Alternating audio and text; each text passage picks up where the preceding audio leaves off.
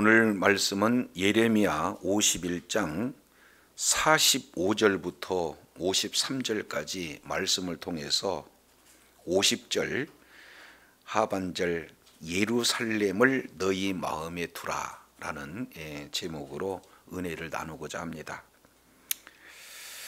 계속해서 예레미야 50장 그리고 51장 이 내용은 매우 많은 그런 어떤 분량의 내용이 바빌론 심판에 대한 내용이 계속해서 반복적으로 소개가 되고 있습니다.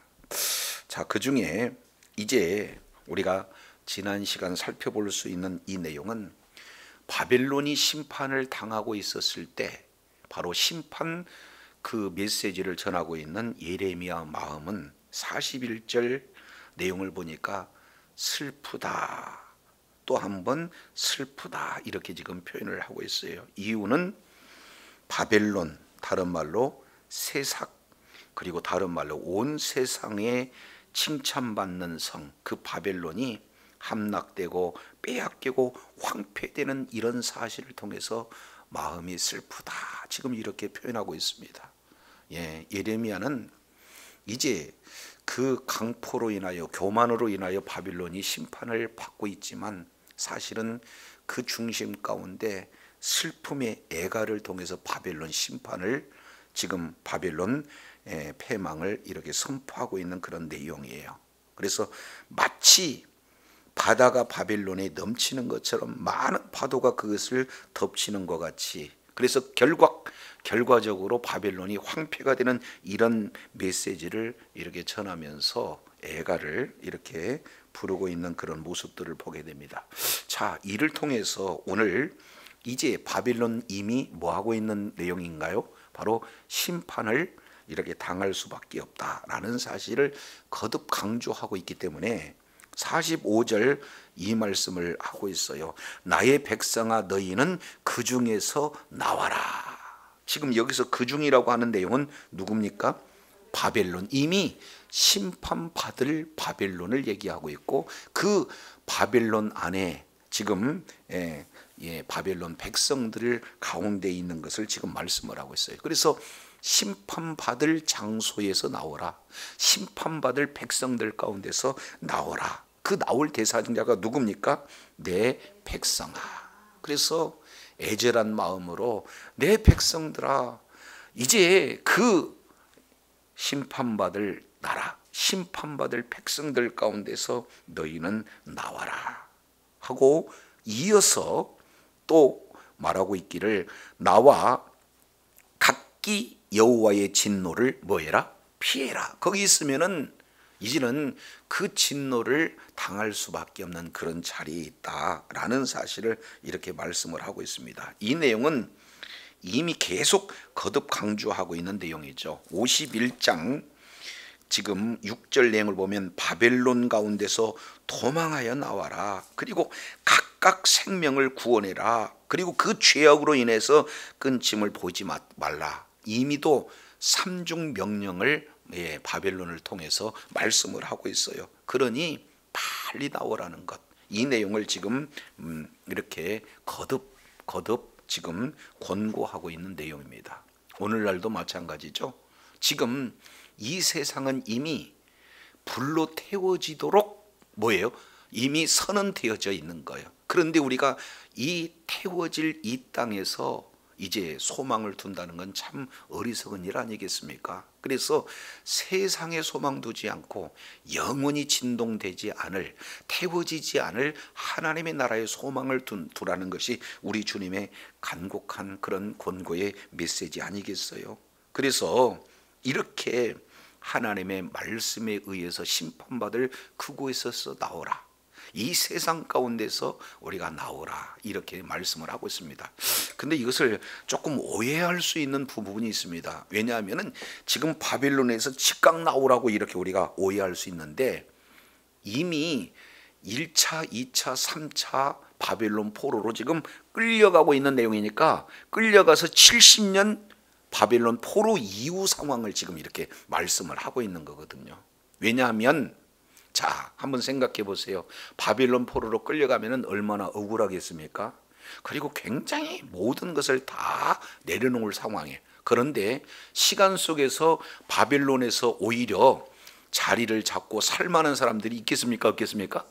그러면 거기에서 이제 나와라 했을 때 나오고 싶은 사람이 이게 없을 수 있다. 그래서 오늘 이렇게 우리 주님께서 분명한 권고의 말씀을 하고 있습니다. 오늘날도 이 세상 속에서 자리를 잡고 이 세상 속에서 뭔가 자기의 요구가 다 이렇게 이루어질 수 있는 그런 상황에 놓여 있는 자는요, 굳이 세상에서 나오고 싶은 생각이 없다 그 말이죠. 그럼에도 불구하고 이미 심판이 명령된 그 심판 되어질 그런 어떤 장소에서 거듭 나오라 주님이 말씀하고 있습니다.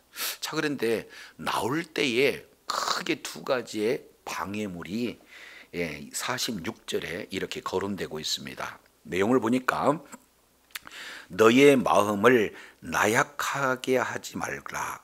이 땅에 들리는 소문으로 말미암아 두려워하지 말라. 그러니까 나오려고 하는데 나오지 못하게 하는 것이 첫 번째가 뭡니까? 소문이기 때문에 이렇게 나올 수 없다는 거예요. 자, 이 소문은 어떤 내용인가 봤더니 46절 중반절에 소문은 이 해에도 있겠고 저 해에도 있으리라. 그러니까 소문은 뭐예요? 언제든지 다 지금 있는 거예요. 그러니 바벨론은 망했대. 그리고 주변 모든 국가들이 지금 연합해서 바벨론을 치러온데 이런 갖가지 풍설 소문들로 이렇게 가득 차고 있다는 거예요. 오늘날도 마찬가지입니다. 우리가 이제 믿고 우리의 행동을 취할 그 근거는 소문에 있지 않고 약속의 말씀에 있는 사실을 우리는 잊어서는 안 돼요. 그러니까 하나님께서 이렇게 바벨론 멸망을 선포했던 그 말씀을 근거로 해서 우리가 나와야지 주변에 있는 그 소문 때문에 나와서는 안 된다는 것. 두 번째 내용은요, 46절 하반절 내용을 통해서 보니까 그 땅에는 강포함이 있다는 것. 다스린 자가 다스리를 서로 뭐 한다는 거예요? 친다는 겁니다.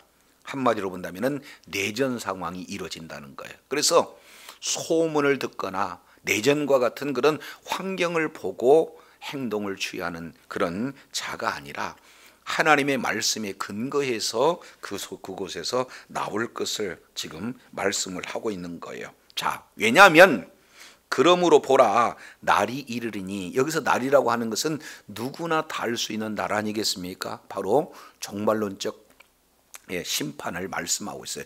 1차적으로는 바벨론 심판이지만 이제 세상 심판에 대한 내용들을 이렇게 말씀을 하고 있는데, 자 보세요. 내가 바벨론 우상들을 벌할 것이다. 누가 바벨론 우상을 벌하는 주체가 누가 되는 겁니까? 여호와 하나님께서 바벨론 우상들을 벌한다는 거예요. 그러면은 이걸 문자 그대로만 받아서 바벨론 우상들을 멸한다라고만 볼 수가 없는 것은, 바벨론 우상들을 멸한다는 것은 그 바벨론 우상들을 숭배하는 우상 숭배들도 동일하게 벌할 것이다 라는 내용이 이 속에 담겨져 있어요. 그래서 온 땅이 치욕을 당합니다. 그 죽임을 당한 자가 모두 그 가운데 엎드려질 것입니다. 하늘과 땅과 그 안에 있는 모든 것이 바벨론으로 말미암아 크게 기뻐 노래하리니 그랬습니다. 자, 여기서 이제 바벨론을 이제 멸하시게 될 때 바벨론 우상들도 멸하실 거고 바벨론 우상들을 숭배하는 자들도 멸할 것이고, 그래서 그 땅, 온 땅, 바벨론 땅이 결국에는 뭐 한다는 거예요? 치욕을 당하고 모든 살육당한 자가 다 엎드려진다. 그러니까 철저한 바벨론 심판, 이 내용을 들었던 주변의 모든 나라들, 하늘과 땅과 그 가운데 모든 것이 바벨론으로 인하여 뭐 한다는 거예요? 기뻐 노래한다. 지금 이렇게 표현을 하고 있습니다. 이 내용을 요한계시록 18장 20절 이 내용의 말씀을 근거로 보면은 바벨론이 패망하는 것을 보고 주변 나라가 이렇게 기뻐한다 하는 종말론적 메시지와 지금 일치를 하고 있는 것을 보게 되어져요.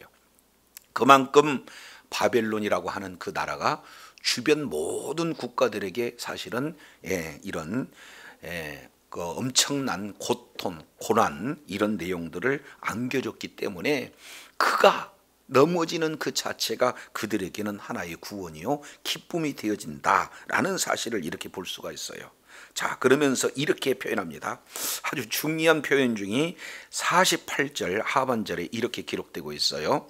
48절 하반절 내용을 보니까 뭐라고 표현하고 있습니까? 이는 파멸시키는 자가 북쪽에서 그에게 올라옴이라 여호와의 말씀이니라. 그러면 여기서 파멸시키는 자는 누가 되겠습니까? 그렇습니다. 메데바사가 되는 거예요. 그런데 그 파멸시키는 자가 북방에서 옴이라 해놓고 밑에다가 뭐라고 그랬어요? 여호와의 말씀이라. 이것은 굉장한 내용이에요. 왜 그러냐면 하나님께서는 천지 만물을 창조하실 때 말씀으로 창조하셨다는 거예요. 그러니까 하나님의 말씀이 선포되면 그 말씀은 존재가 되는 거고 그 말씀은 실제 뭐예요? 사건이 되어진다는 거예요. 빛이 있으라 말씀을 했으면 그 말씀은 어떻게 돼요? 빛이 있는 것으로 나타나요. 궁창이 있으라 명하시면 궁창이 나타나는 거예요. 그런 것처럼 바벨론이 이제는 다 엎드려질 것이다 하면 엎드려진 것, 이거에 대해서 마지막 이렇게 표현해요. 여호와의 말이니라 그랬으니까 그대로 되어진다는 사실을 지금 말씀을 하고 있는 것을 보게 됩니다. 그래서 49절 내용을 보니까 바벨론이 이스라엘을 죽여 엎드린 것과 똑같이 온 세상이 바벨론에서 죽임을 당하여 엎드려질 것이다 이렇게 표현하고 있습니다. 이것은 조금 원문 내용의 근거에서 보면은 이스라엘 백성들이 이제는 바벨론에 의해서 심판을 받는 것과 똑같이 이제는 바벨론 역시 마찬가지로 어떻게 해요? 하나님에 의해서 심판을 받는다 하는 그런 내용. 이것은 하나님의 말씀이기 선포되기 때문에 그대로 이루어진다라는 사실을 보게 됩니다. 자, 그러면은 이제 45절부터 49절까지 이 내용을 통해서 보면은 바벨론은 반드시 멸망당한다는 것. 그렇기 때문에 선민 바로 이스라엘 백성들은 멸망받을 그 땅에서 빨리 나와라. 나올 때 주의사항 소문에 의해서 움직이지 말라. 내란이라고 하는 그런 환경에서 움직이지 말고 이미 하나님의 말씀이 선포되었으면 그 선포된 말씀을 근거해서 그곳에서 나올 것을 지금 말씀을 하고 있는 것을 보게 됩니다. 자, 그런데 여기서 한 단어 48절 다시 봅니다. 파멸시키는 자가 북쪽에서 그에게 옴이라 해서 파멸시키는 자는 메데바사고 그에게는 그는 누가 되느냐?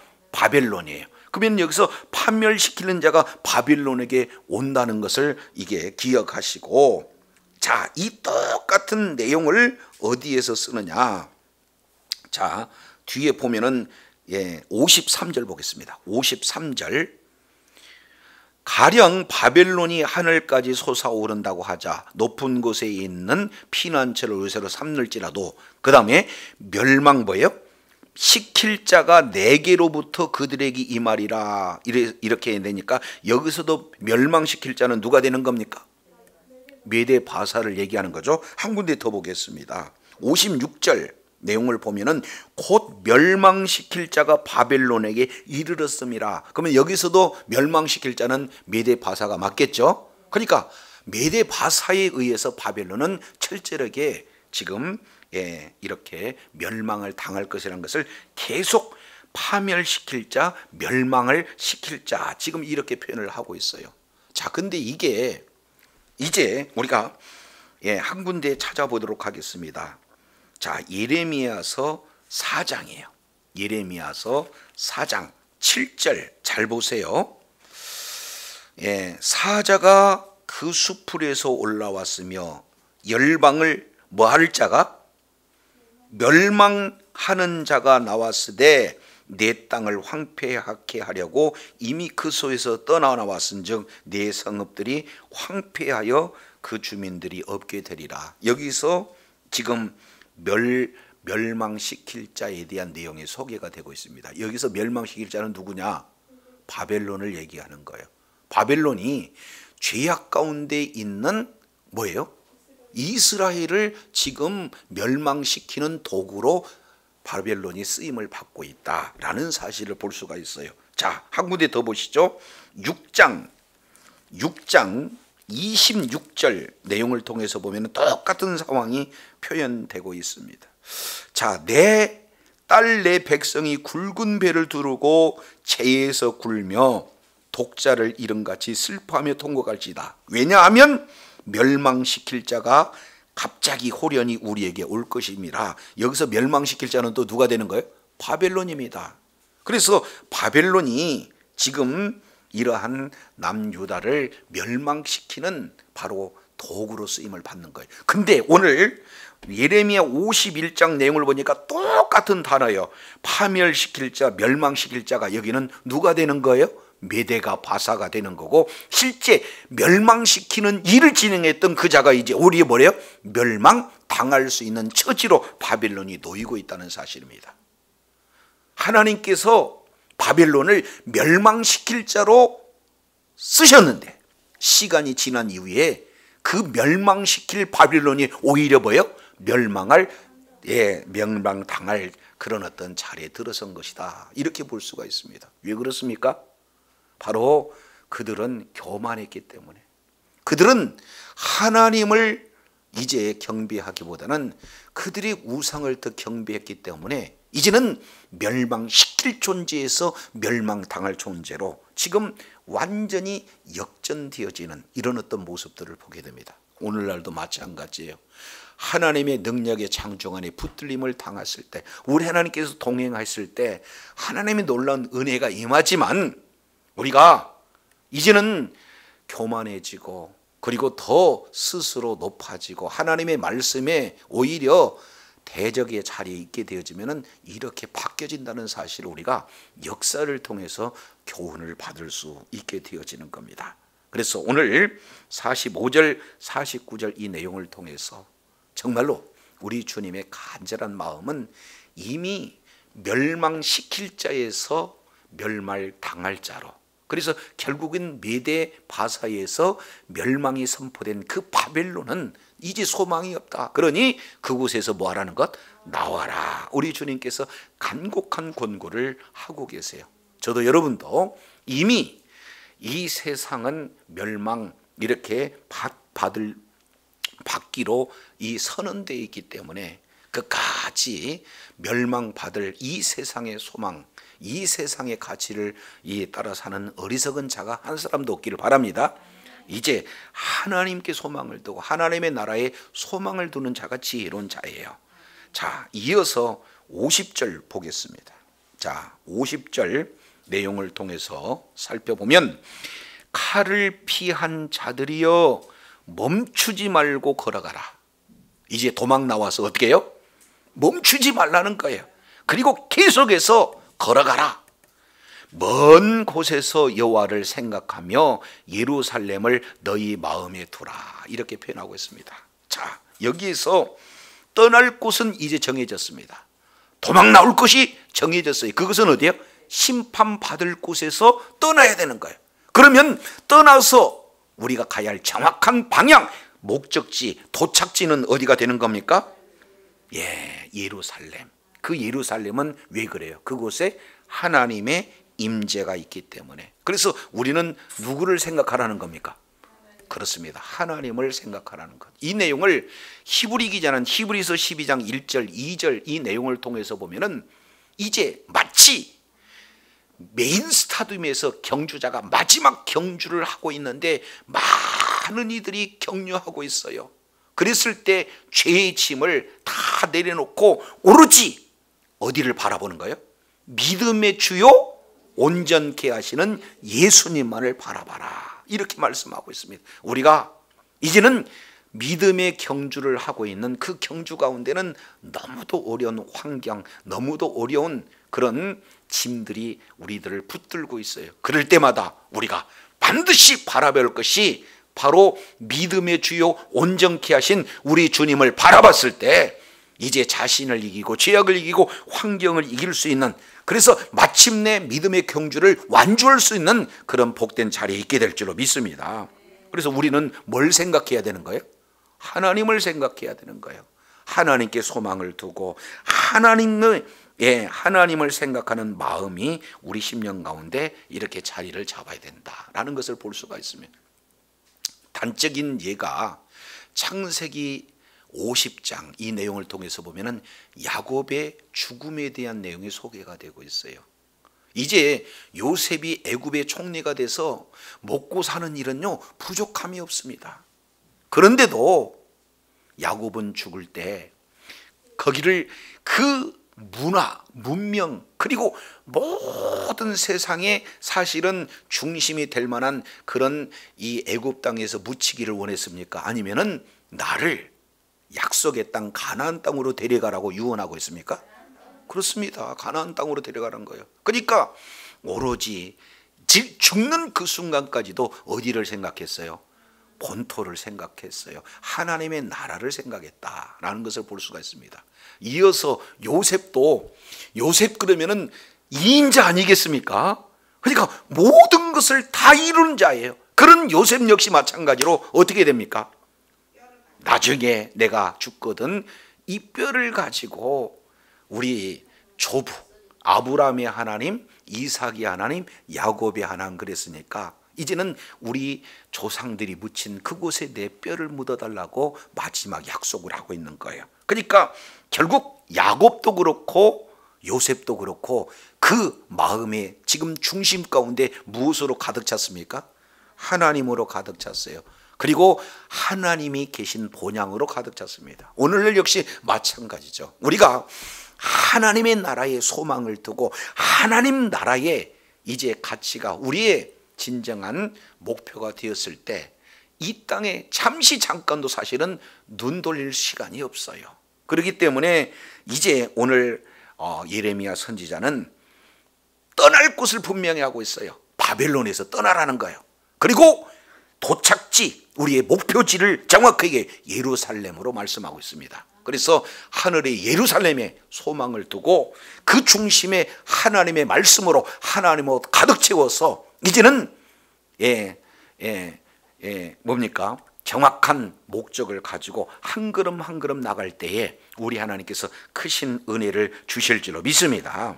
자, 51절 이렇게 표현해요. 외국인이 여호와의 거룩한 성전에 들어가므로 우리가 책망을 들으며 수치를 당하며 모욕이 우리 얼굴에 덮쳤느니라. 지금 바벨론에 의해서 철저하게 거룩한 성전이 짓밟히고 있는 그런 내용으로 말미암아 책망도 수치도 그리고 부끄러움도 지금 당하게 되었다라는 사실을 이렇게 말하면서 52절입니다. 보라 날이 이르리니, 똑같이 다시 한번 반복하죠. 47절에 그러므로 보라 날이 이르리니 이렇게 말씀을 하신 것과 또 동일하게 지금 말씀하고 있어요. 내가 그 우상들을 벌할 것이다. 그러면 여기서 우상들만 벌하는 것이 아니라 우상 숭배자도 우리 하나님께서 벌하신다. 그래서 부상자들이 그 땅에서 한숨을 지으리라 하면서 마지막 또 뭐라고 그래요? 여호와의 말씀이니라. 이 내용은 한 번 선포된 내용은 그대로 이루어진다는 하나님의 말씀의 권위를 다시 한번 이렇게 말씀을 하고 있는 것을 보게 됩니다. 그러니 바벨론은 이미 멸망이 선포됐어요. 이제 소망이 없습니다. 선포된 대로 이루어진다는 거예요. 그래서 53절 예를 들어서 설명을 하고 있어요. 가령 바벨론이 선포되어 멸망이 됐다라고 선포된 하나님의 말씀에 그들이 대항해서 가령 바벨론이 하늘까지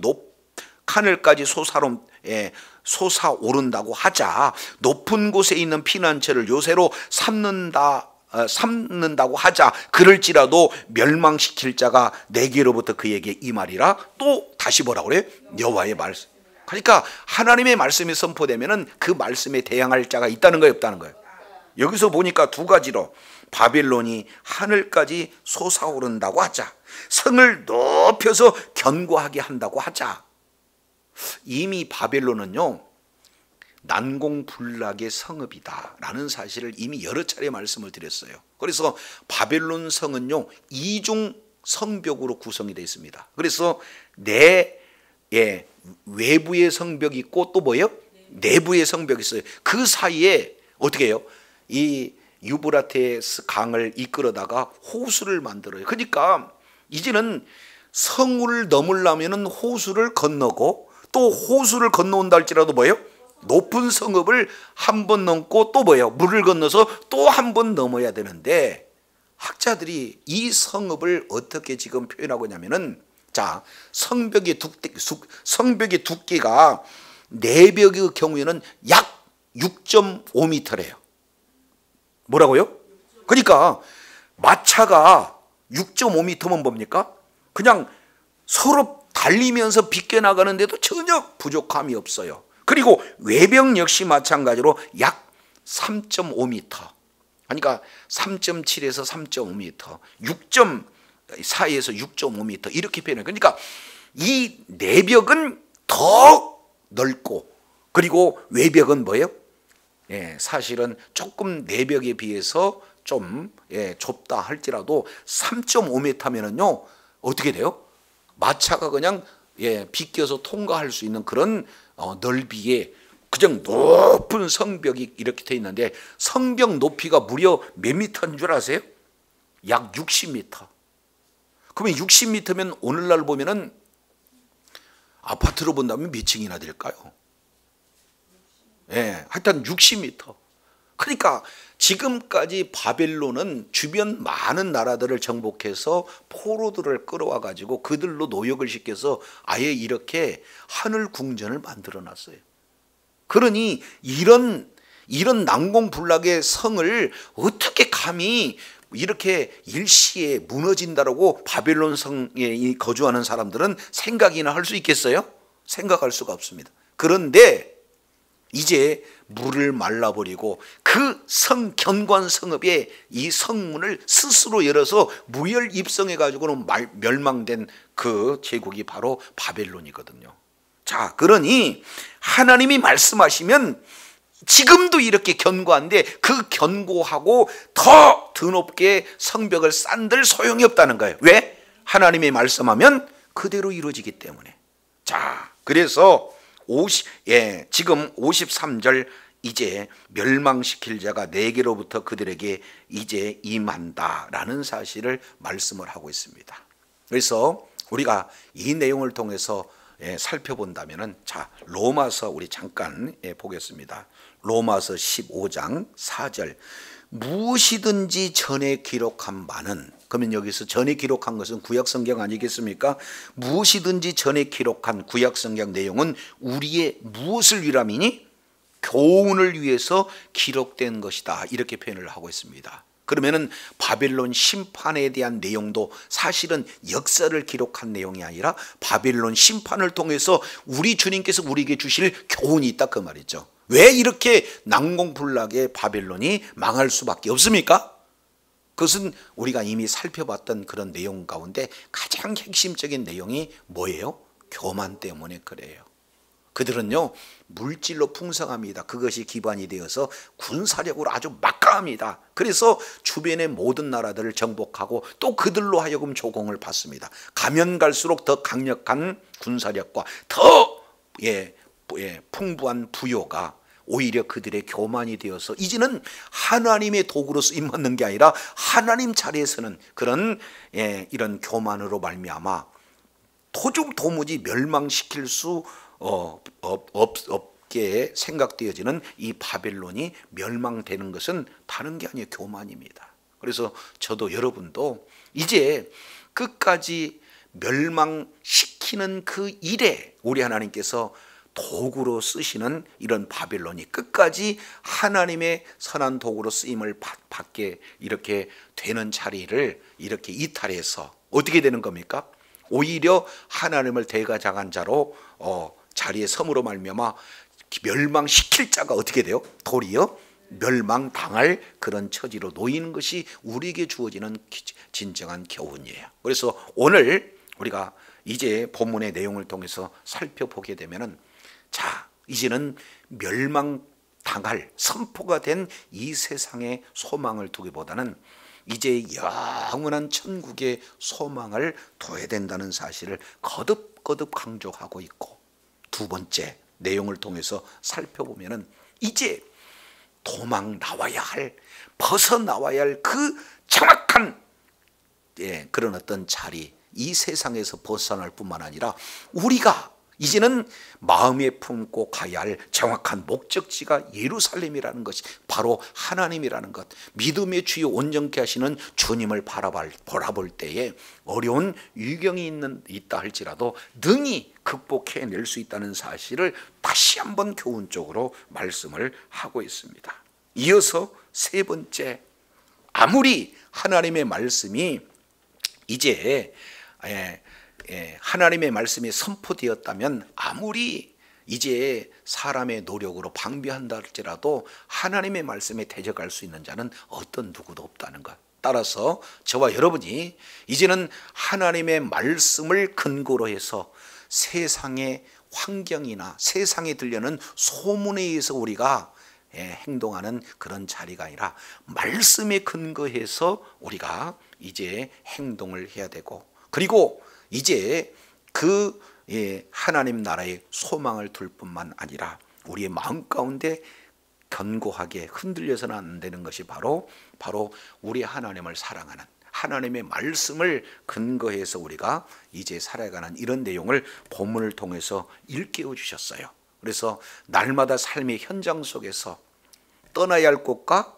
이제 가야 할 곳 정확하게 분별하고, 이제 우리가 움직이는 그 토대가 하나님의 말씀이 되어야 되는 거고, 날마다 이제 하나님의 말씀에, 약속의 말씀을 붙들고 이겨놓은 싸움 끝까지 우리 하나님께 딱 붙어서 이제는 이제 하나님이 이겨놓은 그런 승리의 자리에 있어서 계속해서 승리하고 끝까지 우리 하나님 앞에 존귀하게 받는 복된 자리에 있기를 예수 이름으로 축원합니다. 기도하겠습니다. 하나님 아버지, 바벨론 심판을 선언하신 이후에 우리 하나님께서는 그 바벨론에서 떠날 것, 그리고 떠날 방향이 바로 먼 곳이다 할지라도 예루살렘을 향할 것, 바로 하나님을 마음에 두라는 것, 그래서 떠날 곳과 가야 할 곳을 분명히 우리 주님께서 말씀을 해주고 계십니다. 그리고 이제는 이런 상황 속에서 세상에는 소문들이 계속해서 한 해 두 해 계속해서 들려질 것이고, 내전과 같은 여러 가지 환경에 놓여 있지만 우리가 움직여야 할 그 근거는 바로 하나님의 말씀임을 계속 거듭 강조할 뿐만 아니라, 이제 하나님께서 선포하신 그 말씀은 그대로 이루어지기에 이제 어떤 인간의 방어의 노력에도 반드시 멸망당할 수밖에 없다는 사실을 오늘 말씀을 통해서 다시 한번 일깨워 주셨사온즉, 날마다 말씀에 근거해서 이제는 하나님 나라의 소망을 두고 날마다 주님의 마음을, 주님을 사랑하는 마음, 이제 믿음의 주요 온전케 하신 주님을 바라보며 날마다 믿음의 경주의 최후 승리까지 이제 진력을 다해서 하나님 앞에 존귀하게 쓰임받고 허락하신 분복돈 다 받아 누리며 이를 통해 주님께 영광 돌리는 주의 사랑하는 자녀들 다 되게 하여 주시옵소서. 감사드리며 예수 그리스도 이름으로 기도드립니다. 아멘.